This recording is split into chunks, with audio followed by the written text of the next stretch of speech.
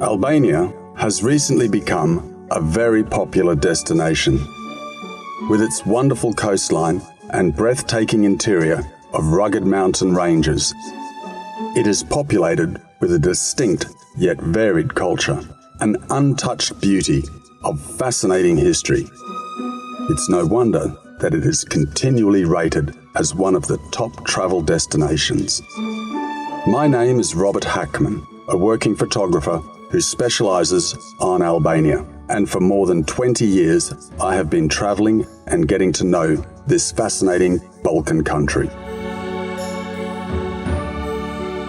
In these series, I'm going to bring to you the Albania that I have explored and fallen in love with, to show you the unusual and the unique.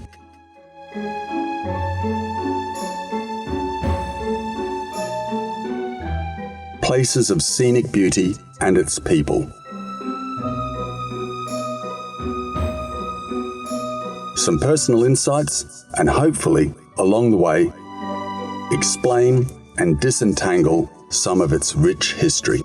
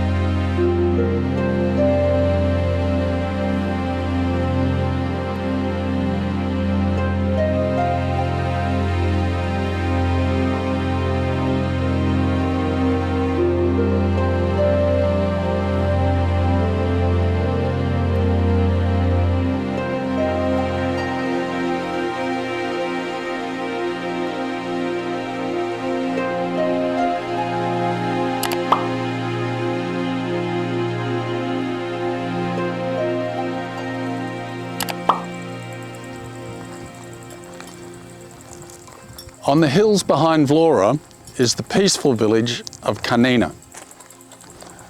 It's a lovely little town, well worth the drive up from Vlora, which doesn't take long. It's about 3 or 4 kilometres. It's nice and cool in the afternoon if you're coming here in summertime, so it's a good time to escape the heat that's further down on the beaches. You get commanding views from this hilltop village. It's wonderful. But the real reason I've come here is to tell you the story of Donika, the wife of the national hero Skanderbeg. Donika Arianiti was born into a noble medieval family who command a lot of the lands around this area. Her father is sadly overshadowed by Skanderbeg. Skanderbeg is rightfully the national hero of Albania, with such an epic and rich story. But his father-in-law certainly did his fair share of trying to defend this land from the Ottoman invasion.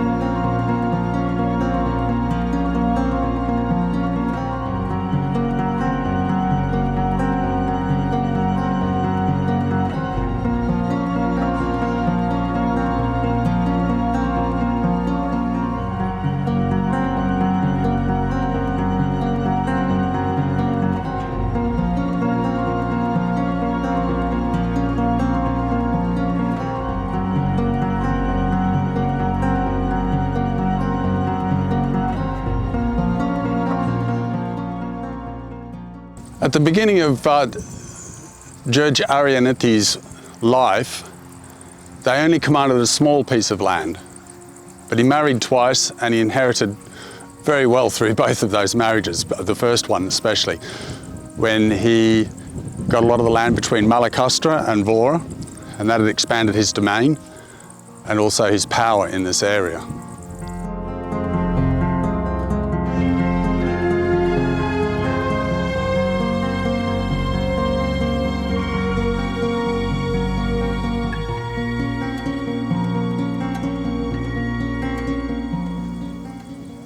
George Arianiti was pretty much left alone by the Sultan Murad II because Arianiti could pack a punch when he wanted to. So Murad II, the Sultan of the Ottoman Empire, attacked a lot further north and brought a lot of the noble families in that area into the fight against them. Hence, the noble families of Albania started to make alliances with each other as a way of enlarging their force.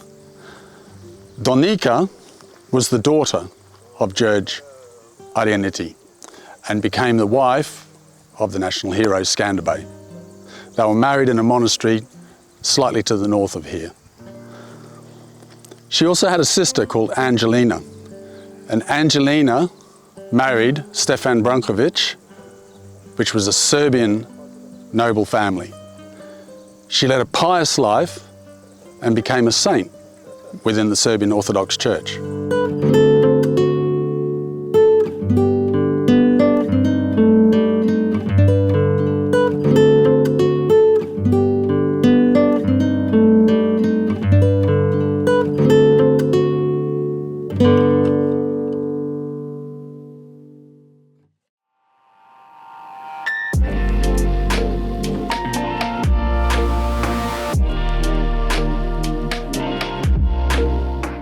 Up here on the castle walls, it's very easy to see why this is such a great place to build a fortification.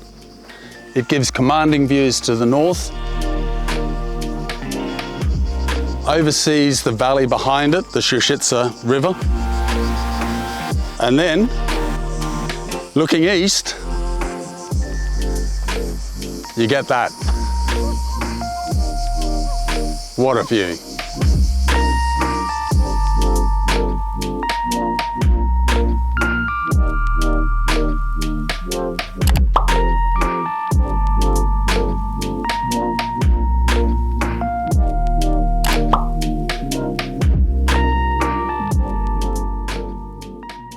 The Ottomans were advancing westward and were rubbing up against George's eastern borders, and he began fighting them in the early 1430s, 10 or so years before Skanderbeg made his famous stand of resistance. He died in the Venetian-held territory of Durrës in Albania in 1461. He was a major figure in resisting the Turks, and his fame is far eclipsed by Skanderbeg, but his heroic exploits still just as worthy of recognition.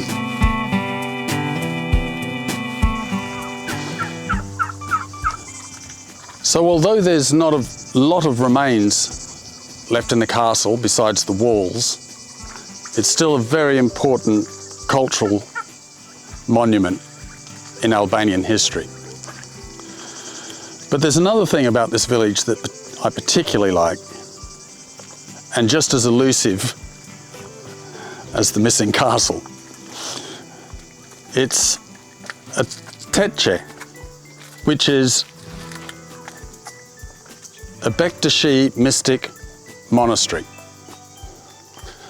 The Bektashis began in Anatolia in the 1300s, and they moved and expanded with the Ottoman Empire due to their pastoral obligations to the Janissary Corps, the elite fighting force of the Ottomans. The Bektashis were like their army chaplains, and the two were basically one, Bektashis and Janissaries. This village, Kanina, is possibly the first place in Albania that had a tekke. There's some other very old places around Albania as well, including Kruja and Fushkruja. But it looks like from all the evidence that the first one actually was here. Kocha Sinan Pasha in the 1500s was Grand Vizier, which is the Prime Minister of the Ottoman Empire 5 times. He was an Albanian, and he came from this area. It's said that he possibly invited the Bektashi here to start their tekke. There's no definitive proof of that. There's also the reasoning that Sinan Pasha may have been Mirliva Dikojin who invited them here. No one is entirely sure who the Sinan Pasha was, but Evliya Çelebi, a very famous Ottoman traveller, historian and author, arrived in this village in 1670, and there was a tekke here when he arrived.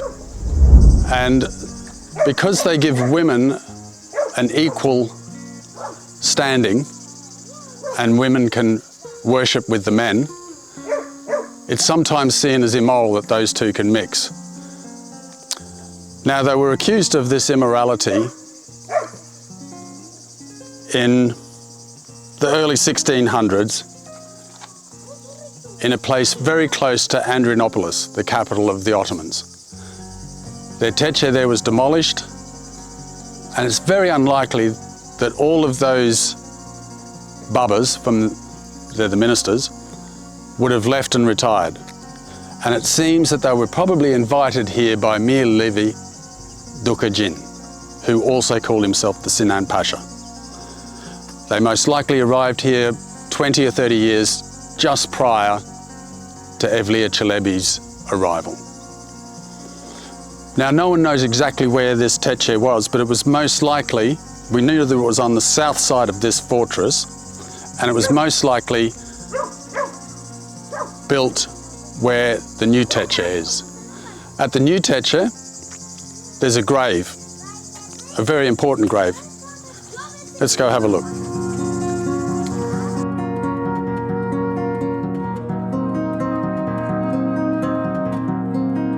Because they were persecuted so heavily in other parts of the Ottoman Empire, they moved here, and this is very much their headquarters today. But during that whole national awakening, the Bektashis collected books, moved books, allowed people to read books, all written in the Albanian language, which was prohibited. So they were very important in the educational process of the Albanians. They also have a great tolerance to all other religions. And the Albanian people, their national character is very open and forgiving and tolerant of other faiths. So the marriage of the Bektashis and the Albanians is pretty much a given. And they've really found their home here.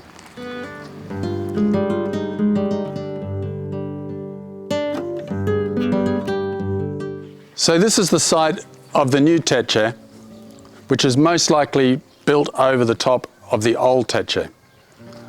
Most likely the first tekke in Albania.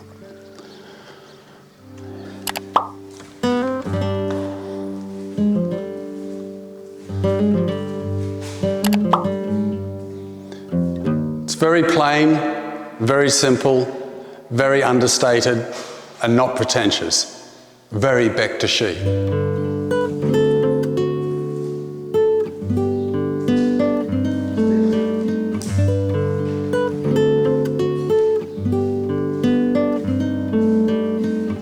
Ismail Kemal Bey Vlora, the founding father of Albania, was buried in this village, but later removed and reburied down in Vlora. But also, another signatory of the Declaration of Independence was Ekrem Bey Vlora.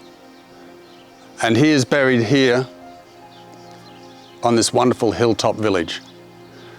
Ekrem Bey Vlora died in 1964 in Vienna and wasn't removed from there and brought back to his homeland until 2014.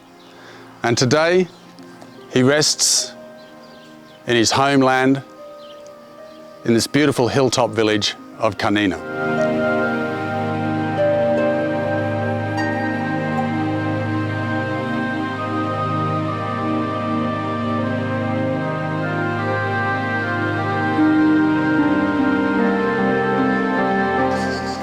So if you happen to be vacationing or visiting Vlora, take a little time out of your day, drive the 3 or 4 kilometres up into the hills behind Vlora and enjoy a cool afternoon in Kanina, wandering the castle, having a look at Ekrem Bey's tomb and the Bektashi tekke. But right now, I'm heading over to that bar, see if I can find Radina, the producer, and find out where we're going to next episode.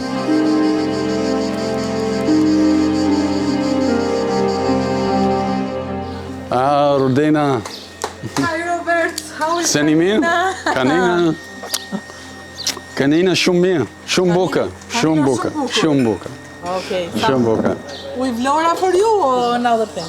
I'm going to have a beer, I think. Bira Korcha. Beer korcha. I love a beer korcha. Well, it was good. We had a look at the castle and then investigated a little bit of the Bektashi tekke, which... There is the Bektashi tekke yes, in Kanina. yes. In the center of Kanina. In the centre of Kanina. Very easy to find, Yeah. 2-minute walk from here.